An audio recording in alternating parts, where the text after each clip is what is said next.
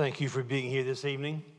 We've come together to remember, to commemorate one of the most heartrending times in Jesus' life, the time when he had his last supper with his disciples.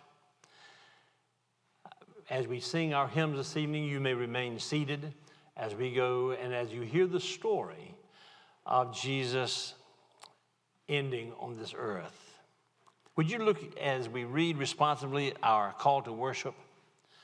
The world was in darkness, and God said, "Let there be light."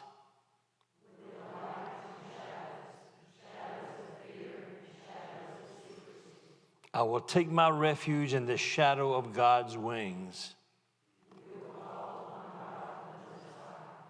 For God's unfailing love is as wide as the heavens. May we read together our prayer of confession. We want to believe, O God, that we bring our whole selves, our whole hearts to you, but we don't. You ask us to deny ourselves and follow you, but we don't. You ask us to share the good news of the gospel, but we don't. You ask us to put your concerns above our worldly concerns, but we don't. Forgive us for all those times when we fall short, when we doubt, when we are tempted. Help us to stand before you with our whole selves, trusting that it is you who makes us whole. Amen.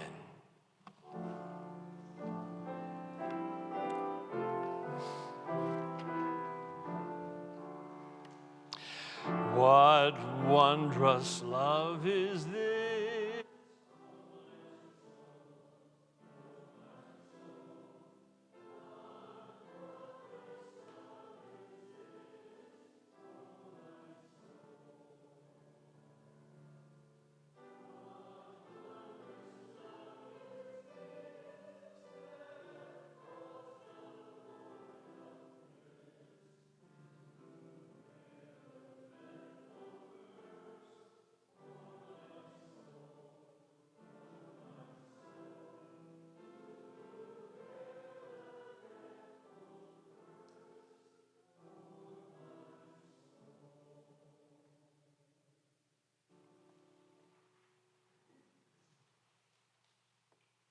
Mark 14, 1 through 11.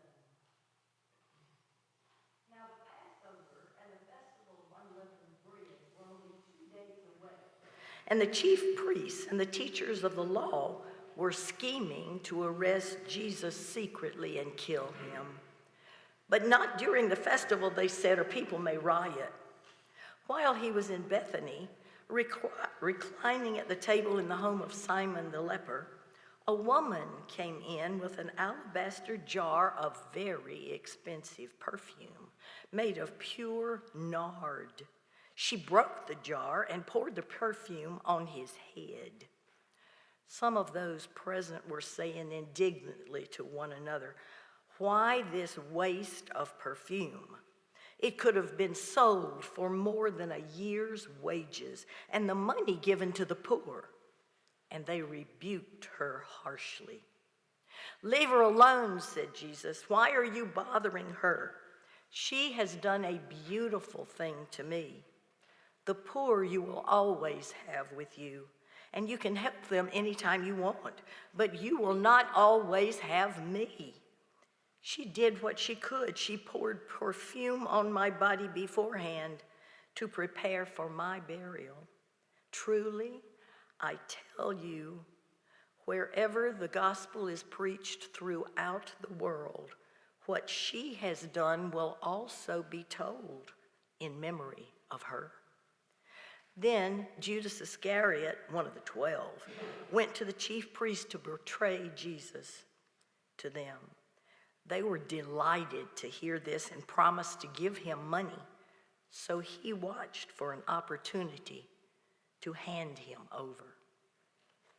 For centuries, people have been fascinated with the idea that maybe Judas didn't really want Jesus to die at all.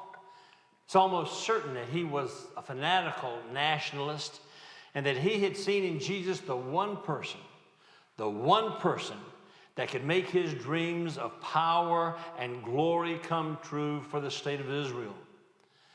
But in the 3 years that he was with Jesus, Judas began to see that Jesus had no designs on an earthly throne. So it may be that in one last attempt to make his dreams come true, Judas betrayed Jesus in order to force his hand. Judas delivered him to the authorities with the idea that now Jesus would be compelled to act in order to save himself. And that action would be the beginning of the victorious campaign that he had always dreamed of. This theory is supported by the fact that when Judas saw and realized what he had done, he flung that accursed money at the feet of the Jewish authorities and went out and hanged himself. Both Luke and John say quite simply that the devil entered into Judas, and in the last analysis, that's what happened. Judas wanted Jesus to be what he wanted him to be, and not what Jesus was called to be. The things that made Judas betray Jesus: ambition, pride, jealousy, and the dominant desire to have things his own way are the very things that cause us to betray Jesus today.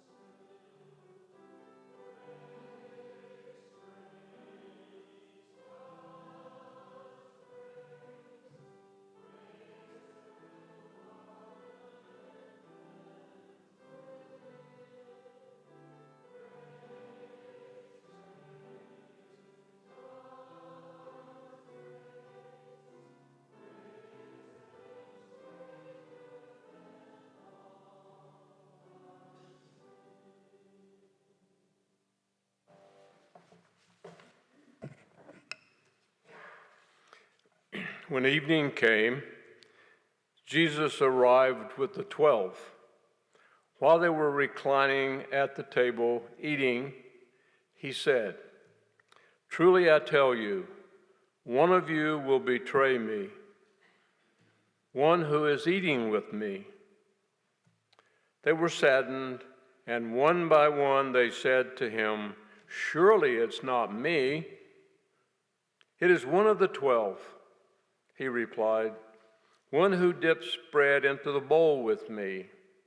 The Son of Man will go just as it is written about him, but woe to the man who betrays the Son of Man. It would be better for him if he had never been born." While they were eating, Jesus took bread, and when he had given thanks, he broke it and gave it to his disciples, saying, "Take it, this is my body." Then he took a cup, and when he had given thanks, he gave it to them, and they all drank it. "This is my blood of the covenant, which is poured out for many," he said to them. "Truly I tell you, I will not drink again from the fruit of the vine until that day when I drink it new in the kingdom of God." It was not unusual, really, for prophets of Israel to resort to symbolic, dramatic action when they felt that their words were not enough.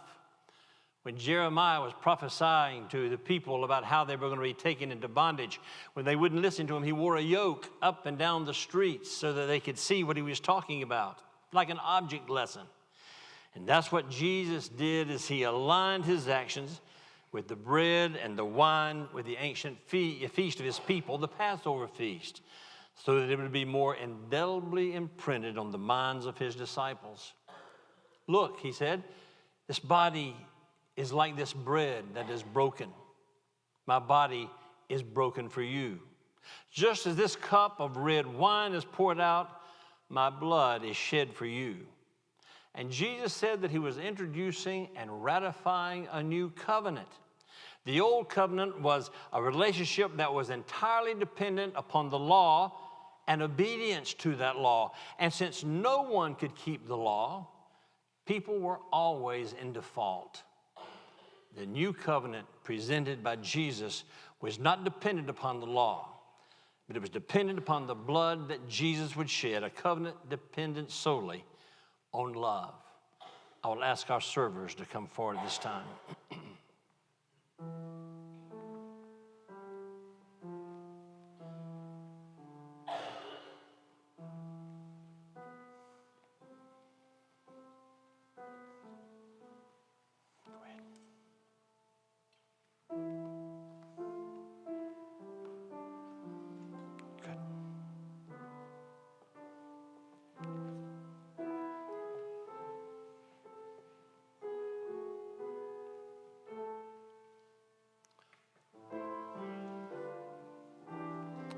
Wait just 1 minute.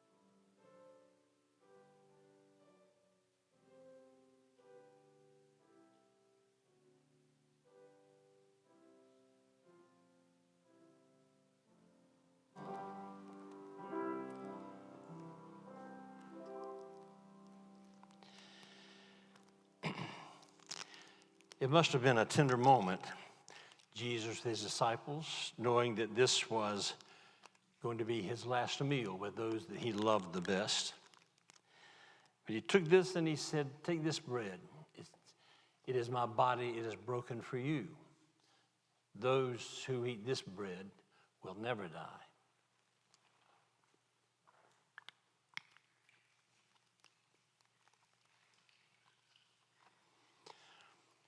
And he took the fruit of the vine, and he said, just as this is red, and it actually sort of looks like that, this is my blood. It's going to be shed for you. And the reason it's going to be shed for you is because there is no ending sin without the shedding of blood. And I'm shedding my blood for you. Every time you eat this bread and drink this cup, remember what I'm doing for you.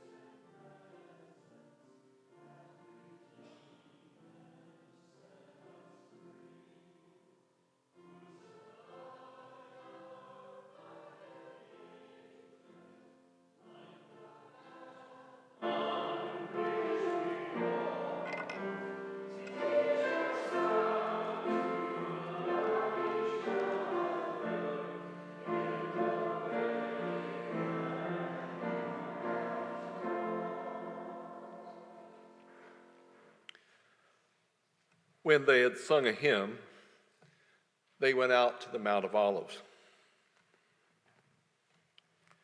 "You will all fall away," Jesus told them, "for it is written, 'I will strike the shepherd, and the sheep will be scattered.'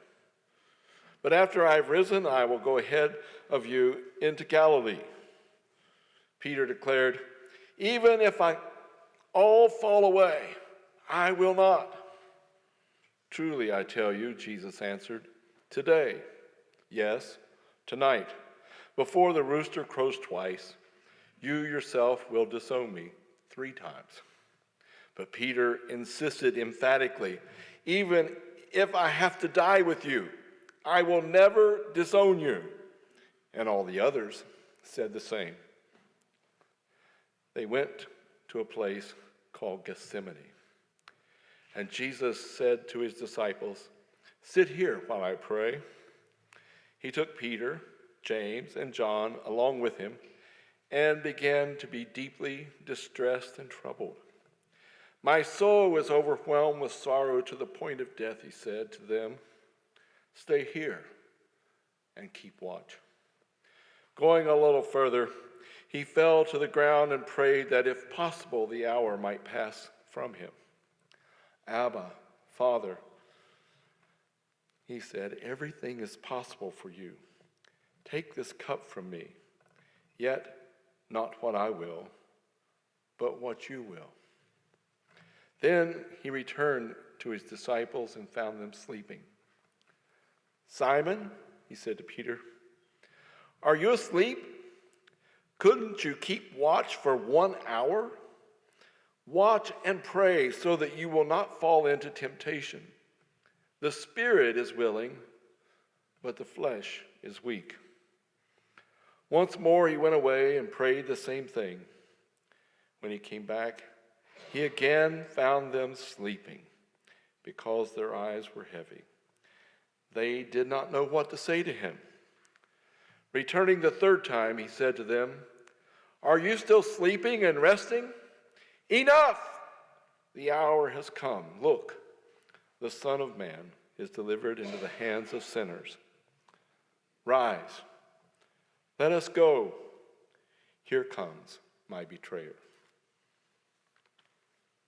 Feels almost as if we're eavesdropping on the private agony of Jesus as we read that passage. When Jesus went into the Garden of Gethsemane that night, he desperately wanted the fellowship, not only of his friends, but also, of course, the fellowship with God. We understand that. When we are going through terribly difficult times, we want someone to be with us. We don't necessarily need for them to do anything, to say anything, or to talk to us at all. We just need someone there. And Jesus was like that. He, of course, did not want to die. He was 33 years old, and no one wants to die with life just opening up on the best years of his life. He had been able to do in those 3 years so little, and there was a whole world that had to be saved. He also knew what a crucifixion was like, and he surely shuddered at the thought of it. However, he compelled himself to go on because even though he did not fully understand why it had to be, he knew beyond a doubt that this was the will of God. Jesus, too, had to make the great venture of faith. He had to accept, as we often do, what he could not understand.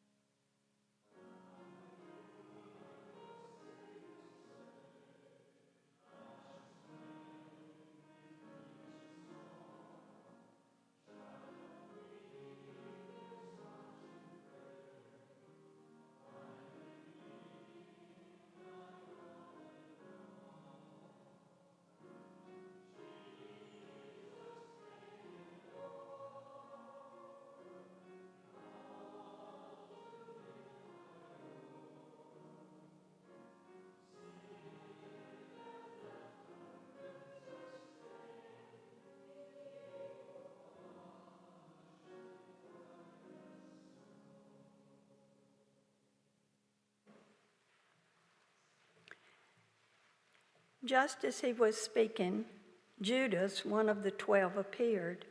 With him was a crowd, armed with swords and clubs, sent from the chief priests, the teachers of the law, and the elders. Now the betrayer had arranged a signal with them. "The one I kiss is the man. Arrest him and lead him away under guard." Going at once to Jesus, Judas said, "Rabbi," and kissed him. The men seized Jesus and arrested him. Then one of those standing near drew his sword and struck the servant of the high priest, cutting off his ear. "Am I leading a rebellion," said Jesus, "that you have come out with swords and clubs to capture me? Every day I was with you, teaching in the temple courts, and you did not arrest me, but the scriptures must be fulfilled." Then everyone deserted him and fled. Here it is that the story escalates into high drama, and even in Mark's economy of words, the characters stand out. There's Judas, of course, the traitor, just to make sure there is no mix-up in that dim light there in the garden as to who was to be arrested. Judas would give a definite indication of who it was to be taken, and the signal was a kiss, an act that speaks of affection. There is the arresting mob. They came from the priests, the scribes, and the elders. These were the three sections of the Sanhedrin, and Mark is intentional in communicating that they're the ones who initiated the arrest. It came from the Sanhedrin. Even under Roman jurisdiction, the Sanhedrin had certain political and police rights. In Jerusalem, it had its own police force. Perhaps an assortment of rabble had joined up with them as they were on their way into the garden. Whoever else was in that mob, you can be sure that emotions were very high. In the heat of the moment, someone pulls a sword and swung it. It's not until we read John's gospel that we find out that it was Peter. Sounds like Peter, doesn't it? And although we know that it's wrong to pull a sword and to hack at a man, as we read that story, we are just a little bit glad that there was at least one person who was willing to take a stand for Jesus. There are the disciples, of course, but their nerves are cracked. They couldn't stand the pressure. They were afraid that they were going to share the same fate as Jesus, and so they fled into the night. The strange thing is that in that disordered scene, Jesus is the one pillar of serenity. For him, the struggle of the garden was over. He had come to his decision.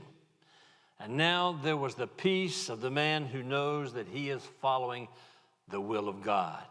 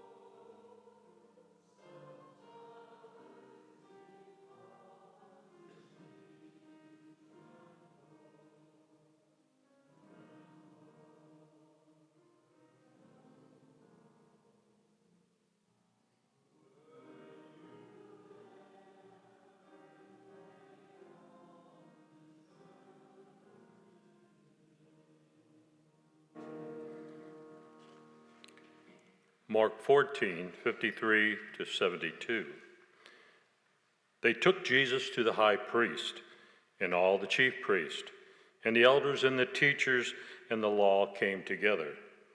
Peter followed him at a distance, right into the courtyard of the high priest. Then he sat with the guards and warmed himself by the fire. The chief priests and the whole Sanhedrin were looking for evidence against Jesus so that they could put him to death, but they did not find any. Many testified falsely against him, but the statements did not agree. Then some stood up and gave false testimony against him. We heard him say, "I will destroy this temple made with human hands, and in 3 days another not made with hands." Yet even the testimony did not agree. Then the high priest stood up before them and asked Jesus, "Are you not going to answer? What is this testimony that these men are bringing against you?" But Jesus remained silent and gave no answer. Again the high priest asked him, "Are you the Messiah, the Son of the Blessed One?" "I am," Jesus said. "And you will see the Son of Man sitting at the right hand of the Mighty One and coming on the clouds of heaven." The high priest tore off his clothes. He said, "You see what I'm talking about?" He went ahead and understood what he was talking about, and when the servant's girl saw him, Peter was out into the entryway. When the servant girl saw him there, she said again to those standing around, "This fellow is one of them." Again he denied it. After a while, those standing near Peter said, "Surely you are one of them, for you are a Galilean." He began to call down curses, and he swore to them, "I do not know this man you're talking about." Immediately the rooster crowed the second time. Then Peter remembered the word Jesus had spoken to him, "Before the rooster crows twice, you will disown me 3 times." And he broke down and wept. We know the story of Peter's denials very well. But even on this night, Peter's actions had previously taken on a phenomenal reckless courage. He drew his sword in the Garden of Gethsemane, prepared to take on the whole mob. He followed the mob that had taken Jesus to the very courtyard of the high priest. Peter was keeping his word. Even if the others left, he was going to stick with Jesus. Whether his denial was because of bravery or cowardice, Peter eventually did deny Jesus. And when that rooster crowed in the early morning, Peter remembered what Jesus had said, and his heart was broken. Here's an interesting thing, though. There is only one way that we could have known about Peter's failure, and that is if Peter told it himself. Over and over again, Peter must have told the story of his own denial. "Yeah, I did that. That night, I did it. I denied it. I knew him when he needed me the very most." But the amazing thing is, he never stopped loving me.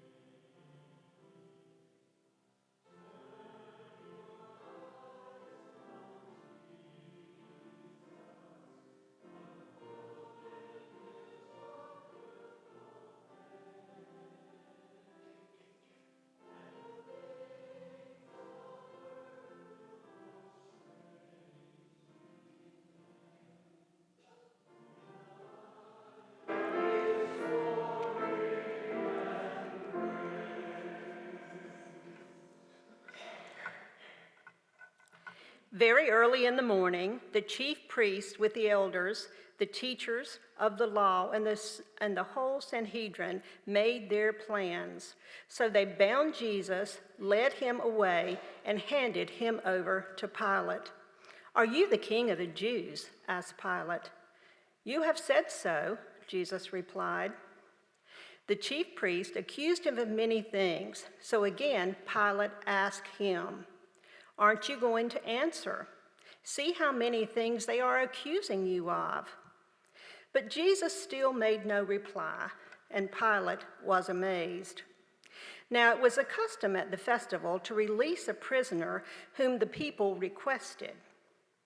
A man called Barabbas was in prison and with the insurrectionists who had committed murder in the uprising. The crowd came up and asked Pilate to do for them what they usually did. "Do you want me to release to you the King of the Jews?" asked Pilate. Knowing it was out of self-interest that the chief priest had handed Jesus over to him. But the chief priests stirred up the crowd to have Pilate release Barabbas instead. "What shall I do then with the one that you call the King of the Jews?" Pilate asked them.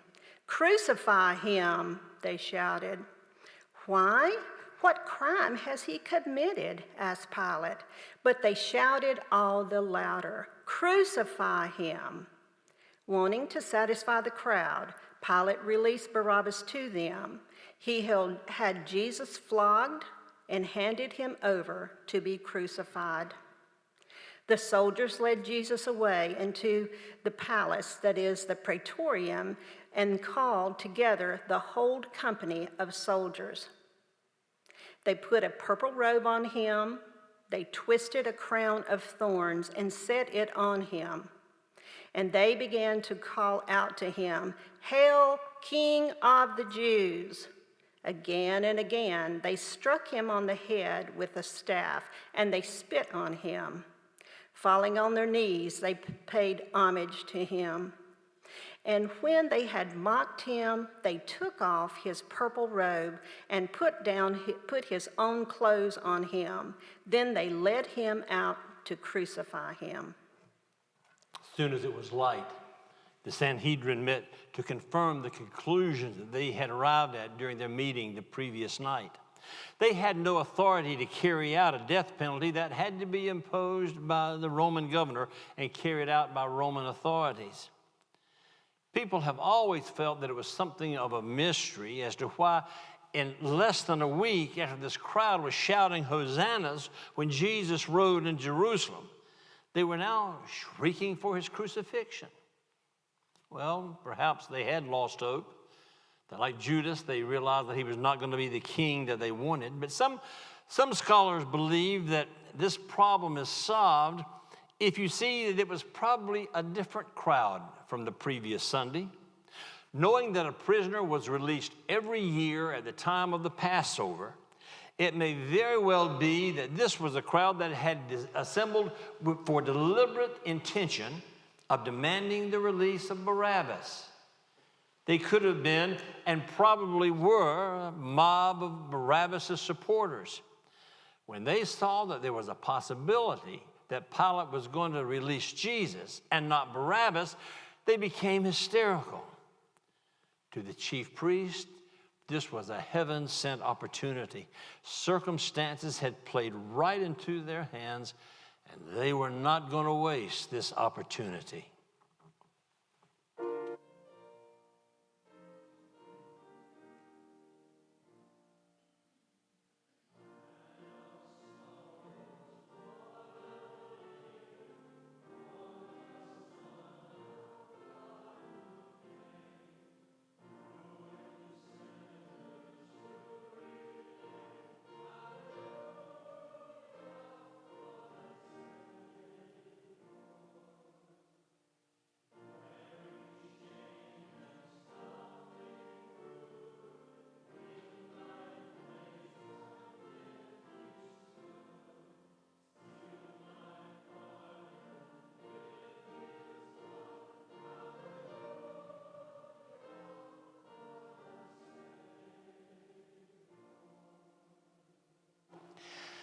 A certain man from Cyrene, Simon, the father of Alexander and Rufus, was passing by on his way from the country, and they forced him to carry Jesus' cross. They brought Jesus to the place called Golgotha, which means the place of the skull. Then they offered him wine mixed with myrrh, but he didn't take it, and they crucified him. Dividing up his clothes, they cast lots to see what each would get. It was 9 a.m. when they crucified him. The written notice of the charge against him read, "The King of the Jews." They crucified 2 rebels with him, one on his right and one on his left. Those who passed by hurled insults at him, shaking their heads and saying, "So, you who are going to destroy the temple and build it in 3 days, come down from the cross, save yourself."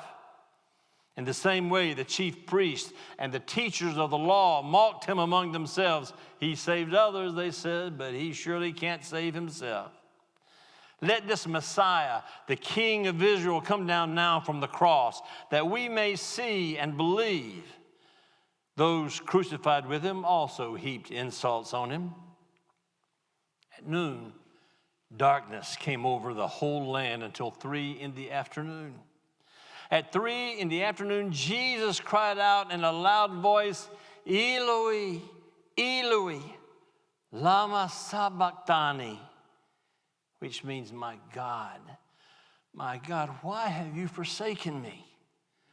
When some of those standing near heard this, they said, "Listen, he's calling Elijah." Someone ran, filling a sponge with wine vinegar, and put it on a staff and offered it to Jesus to drink. "Now leave him alone, and let's see if Elijah comes to take him down," he said.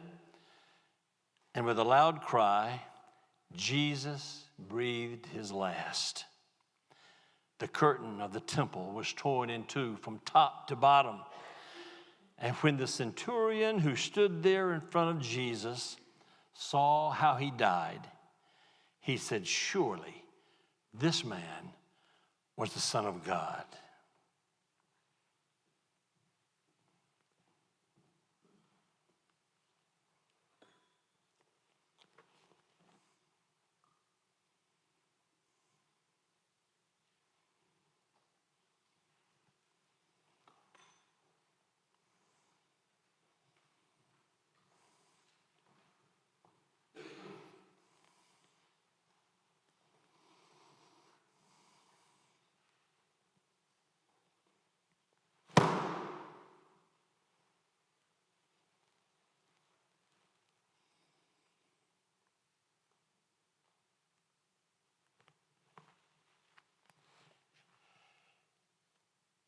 You are dismissed.